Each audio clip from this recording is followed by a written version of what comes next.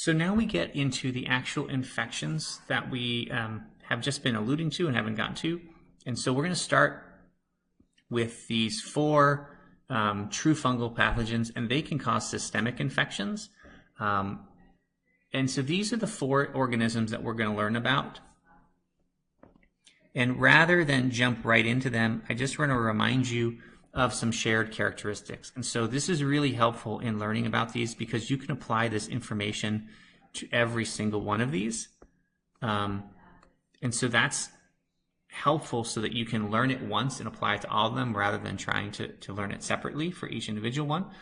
So all of them are dimorphic, as we indicated, and not only are they all dimorphic, but in the environment, so in the soil, they grow as a mold. And in each one of these diseases, then the patient is going to be exposed to that mold through inhaling those mold spores. And in the lungs, those spores will start to grow as a yeast. So in the body, it grows as a yeast. And so all of these diseases begin with some generalized pulmonary infection, like valley fever, for example. These diseases may disseminate, and that's just a fancy word for spread in a patient. And so if it gets into the bloodstream, it can go to other parts of the body where it can lead to even more severe infection. So all of this information applies to blastomyces, coccidioides, histoplasma, and paracoccidioides. So all 4 of these have those shared characteristics. And so now what we're going to do is move through each of these, and we will reinforce what we just said, but then we'll add some unique characteristics to each of these that allows us to differentiate one from the other. So the first, blastomyces, is the mold name, and so this is just the genus, and so we're not going into individual species. So this is a genus name, and so the disease is called blastomycosis. So you can see this is the disease, and this is the organism that causes it. This is a map of where this mold grows in the environment. And so some of the more common areas are along the Great Lakes, so up here, and then the Mississippi River that's running through down to New Orleans down there. So that's one of the unique things about this is where it's found in the United States. And as we mentioned, the transmission is going to be inhalation of mold spores. It's also true that hyphal pieces, so pieces of hyphae, can break off in dust, and you inhale those as well. But the transmission is inhalation of mold, parts of mold, whether it's spores or hyphae. And so the disease is going to be a pulmonary manifestation. And so while that sounds bad, most individuals, so approximately 50% of all individuals, are going to be asymptomatic. So they don't have any symptoms at all. And then another fairly large percent are it's going to be a pretty minor, just pulmonary infection. These are some of the symptoms that people experience. And so there's obviously varying degrees of this, but you can see that these signs and symptoms are not limited to fungal infections, but these are fairly common for a respiratory infection. So fever, coughs, night sweats. This is muscle pain, myalgias. So this is joint pain. So you can see, and this is like arthritis by arthralgias, chest pain, fatigue, etc. So nothing really standing out there. Those are pretty generalized pulmonary signs and symptoms. So most people who are exposed to this don't have any signs and symptoms. Another are just going to have a pretty minor case of the disease, and they get better on their own, that don't require any intervention at all. But there are some that might have a severe case of this, and some it may even become a chronic or a long-term condition. So we want to kind of look at how that might look. So that word dissemination, again, means spread. And so of individuals that have symptomatic cases, there's some likelihood that it could spread. Why and how it spreads is a little unclear, but one thing that we do know is if someone does, this is where it kind of gets a little blurry, we call these true fungal pathogens, because they can cause disease in healthy individuals. But if someone is immunocompromised in some way, they're going to have a much more severe case, or it's more likely that it might spread. So for example, in AIDS patients, we can see this spreading beyond the lungs pretty consistently and actually getting to the central nervous system to form a disease that we call meningitis. But it can spread to other areas too. So skin, this is bone, that's joints, the genital urinary tract, and the central nervous system. So because this will present itself as a pulmonary infection, and so many other microorganisms can cause a similar signs and symptoms, as we mentioned, these were the two that we said are going to be really important tools in diagnosing. So taking a patient sample, so if they're coughing, or if it's a skin, you can just take a scraping and you can try to culture it. So I'll just plant the seed. There's a specific media that's going to be really important. I'm not going to write the whole thing, but it's called a Sabarod dextrose agar plate. So you want to remember that media because it's really helpful. And it comes to microscopy. You can just take a sample and put it on a microscope slide, but that's going to be really hard to find the fungal cells embedded. So like, for example, this is a microscopic view, but you can see it's been stained, and you can actually see these fungal cells on the backdrop of human cells. But the stain, one method is a GMS stain that we talked about, and the other is a KOH prep. So this is one patient who was complaining about a pulmonary infection some weeks ago, but now he has these lesions on his chin. When they actually do imaging, you can actually see masses in his lungs, especially through CAT scans and MRIs.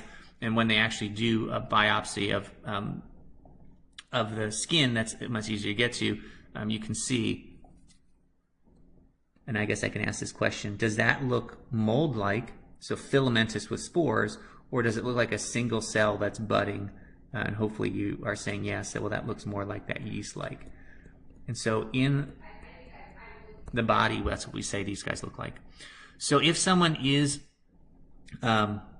diagnosed with this, then we have two major categories of antifungal drugs. We said the amphotericin B, and this is going to be for more severe cases of blastomycosis, where the azoles, and this is going to be pretty consistent across these fungal infections, where ampho B is more potent, and so we use it in more severe cases. Because it's more potent, it also has more potential side effects, so we want to limit that. The azoles are going to be for less severe cases or more moderate cases. The next true fungal pathogen is, again, the organism is called Coccidioides, so that's the genus of the fungus. And this is the disease coccidioidomycosis, also called valley fever. And we can start by looking at the distribution of this. So this is more the desert southwest. So remember, blastomyces was along the Mississippi River and then in the Great Lakes. But the way that we are exposed is similar. Inhalation of dust carrying those mold spores into the lungs. And so this is kind of what we saw previously, where in the soil, this fungus is growing in the desert southwest, where it's growing as a mold, and so it has these hyphae, and it forms spores. Those can be released. Those free spores can land in the soil, and then you have this cycle. Again, that term saprophytic is just decomposers. So that's how this mold is surviving in the soil. But this is what we're interested in. If any of those spores happen to be inhaled, you now have a unique and different environment that triggers a differential development of this fungus. It doesn't grow as a mold anymore, but it grows as a yeast. And not only does it grow as a yeast, but it forms a very characteristic structure that's unique to Coccidioides. And so these structures are called spherules. And so this is basically a bag of yeast cells. And so you have these individual cells that bud, and and in this sac, so it's called the spherule. At some point, those can rupture. So now you have these free yeast cells that can then start to form more spherules elsewhere or something like that. So in terms of causing disease, this again is going to be through inhalation of mold spores from the desert soil. Again, not everybody is going to develop symptoms. There's some percentage of individuals that develop signs and symptoms. So again, this one is right around, again, 50% or so. And so this too has a pretty similar clinical manifestation. So fatigue and so on. And again, that's muscle pains and things. So most individuals, even, so again, there's not everyone is going to be symptomatic, and those that are symptomatic, many people are going to be kind of self-limiting, they'll get better. And so there's a small percentage that either fail to recover on their own or just have complications, or it's more of a chronic long-term illness.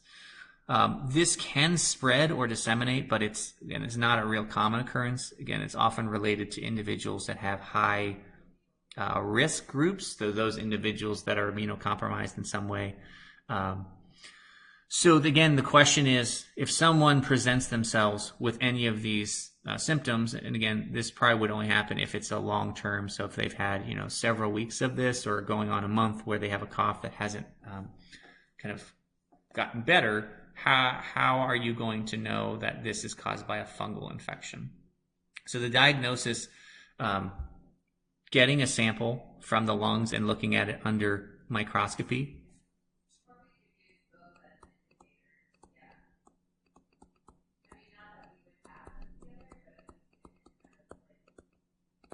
So again, being able to see the fungal form on a microscope, you're going to need something that makes it stand out. So this would be a GMS stain here.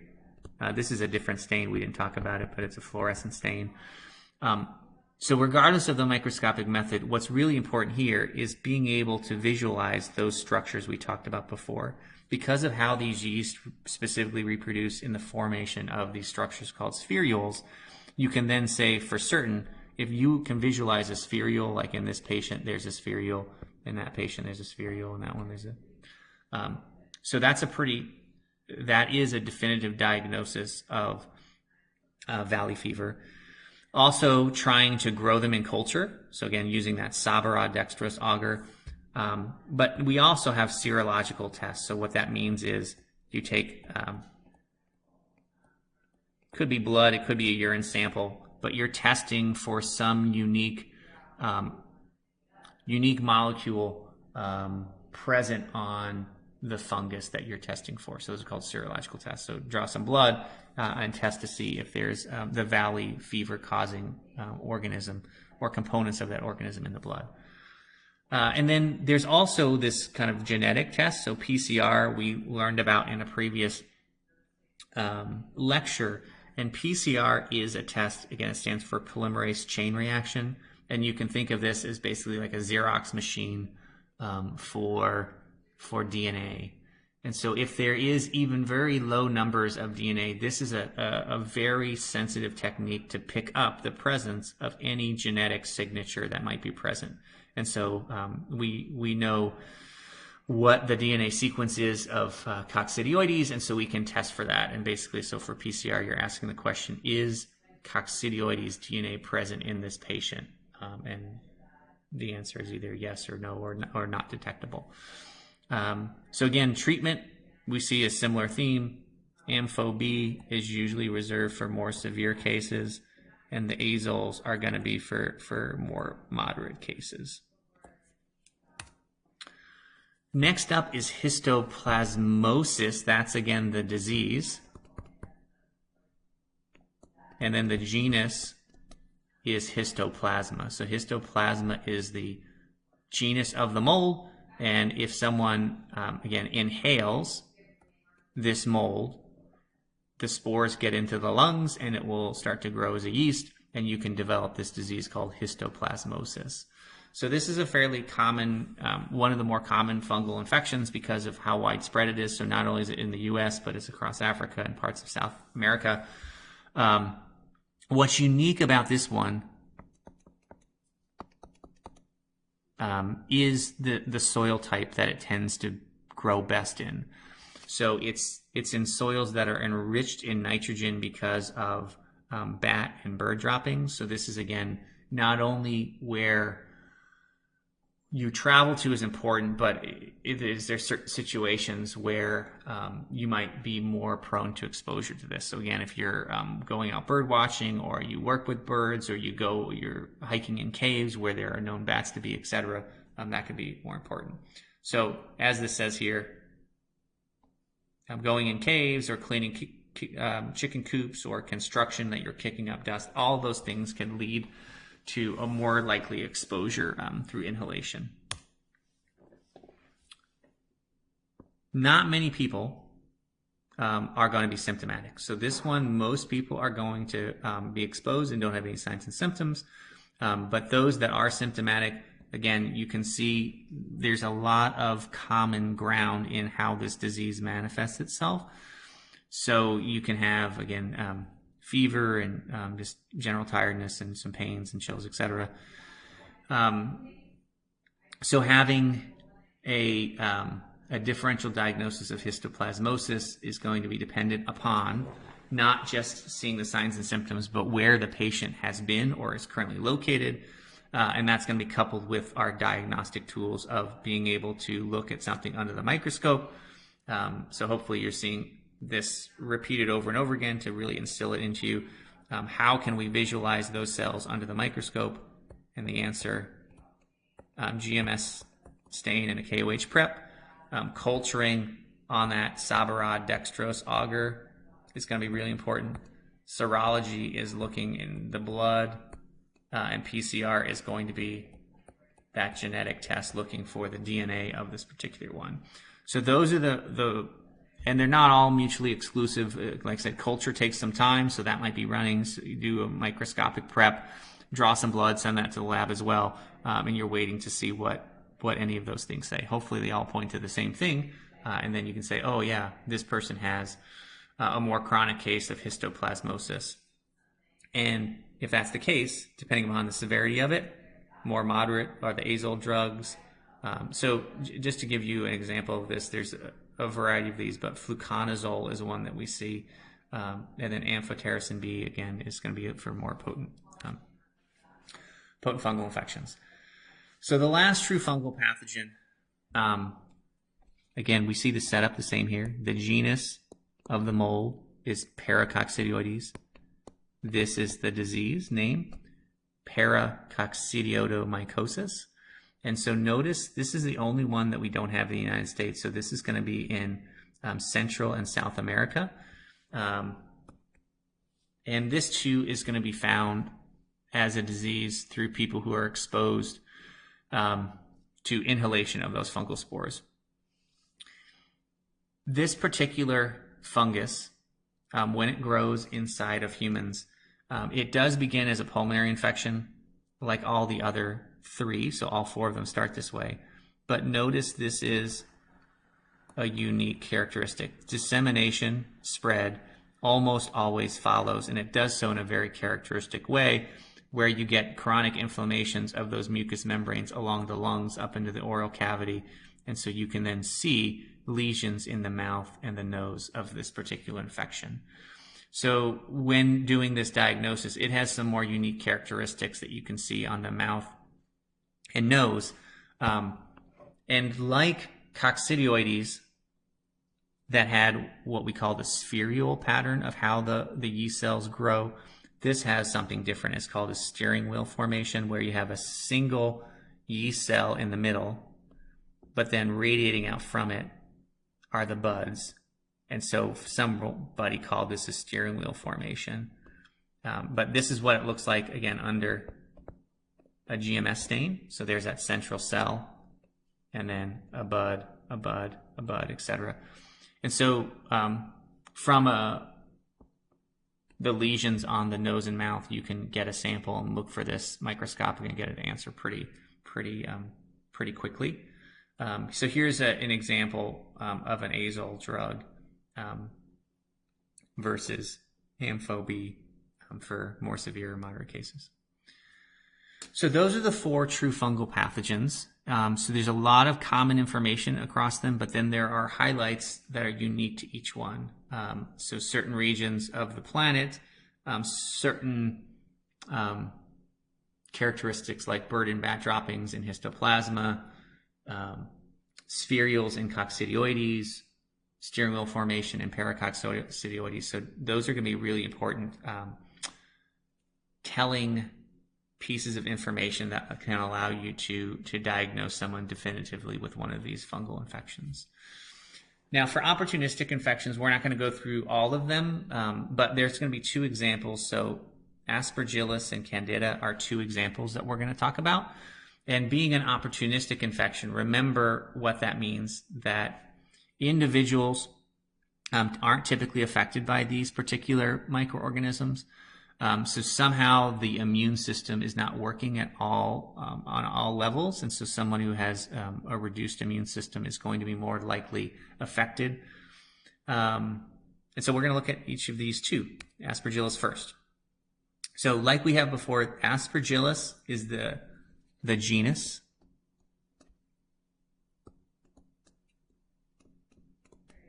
And aspergillosis is the disease. And this, again, the primary way that this disease will form is Aspergillus is a mold, and it is not dimorphic. So all those true fungal pathogens that we talked about previously, they grow as a mold in the environment, but when they get into the body, they grow as a yeast. That is not how Aspergillus works. It is a mold. It's always a mold. So in the environment, it grows as a mold. You inhale those mold spores, and then the way it causes disease is that mold can grow in your lungs, and it can potentially spread. So it really depends, again, if you are immunocompromised, immunocompetent, meaning your immune system's working well, then you may get some basic, lung infection and you get better, or may be asymptomatic. So this is going to be a common allergen. So if you have allergies, Aspergillus is one of the mold species that can cause problems. If you have any underlying lung disease, you're a little bit more prone to this infection. But what we're usually concerned about, because this is an opportunistic infection, is individuals that don't have a fully functional immune system. Somehow it's not working, and so then you can get this more severe case of the disease. So this is just showing how the mold is going to kind of work, where inhalation of mold spores and gets into the lung, and you can get this potential dissemination where it's getting into the lungs and going this way.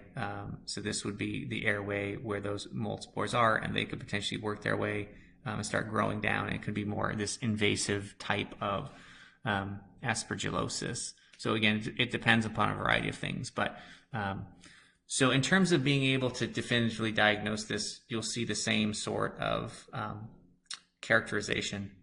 Microscopic techniques. So if someone does have a mass like this, they can do a biopsy, and then upon that, they can look directly in it. And so you can see this network of hyphae running throughout. So this is a GMS stain. You could culture this, again, on a Sabara dextrose agar and look for a fuzzy mass, the mycelium, those hyphae that are growing. Antigen is going to be similar to the serology, but often because it's from the lungs, you can do this from like sputum samples, or but you're testing for molecules in the presence of the fungus. And PCR is, again, that genetic test that we've talked about. So if someone is diagnosed, we have our there are more options than this, but these are two of the more common categories of Ampho B and azoles. So the last opportunistic infection we want to talk about is Candida. And so this is a yeast. It's always a yeast. And it actually is part of our microbiome. So it grows on certain parts or in certain parts of our body. And It can cause a variety of different clinical manifestations depending upon several things. So if it starts to overgrow, so if it's in an area that's normally at, but it's growing more than it normally does, that can lead to a clinical manifestation. Or if it gets transplanted to an area where it's not normally found, that can lead to a disease as well. So there's different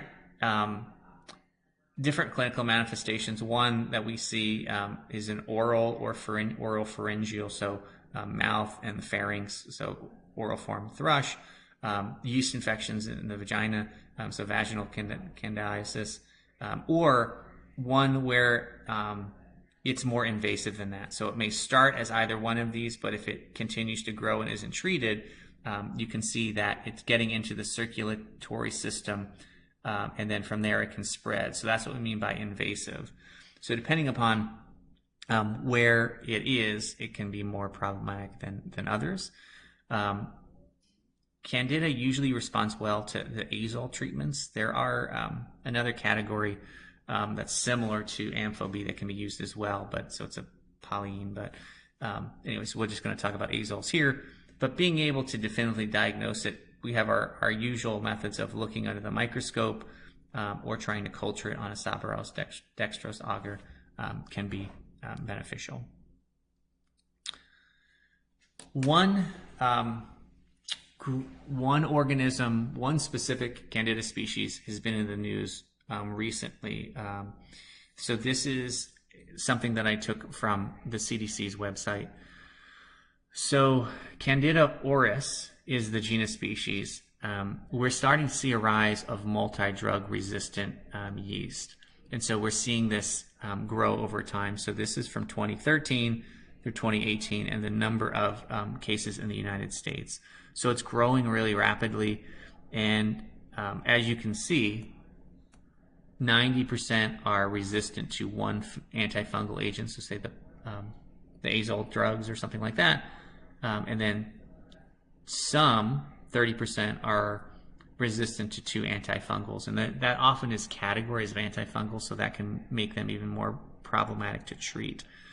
So this is a growing concern, and it's also a growing concern because it can be spread patient to patient or through those healthcare workers that are working on these patients that are really sick and be transferring it from one patient to the other. So we see these outbreaks in healthcare facility. They're called nosocomial infections.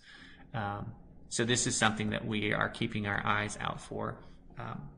So resistance is something that we're concerned about in bacteria, but we also see it in antifungals as well. The last group that we want to talk about are what can cause superficial mycoses. And so that's just the surface of our skin.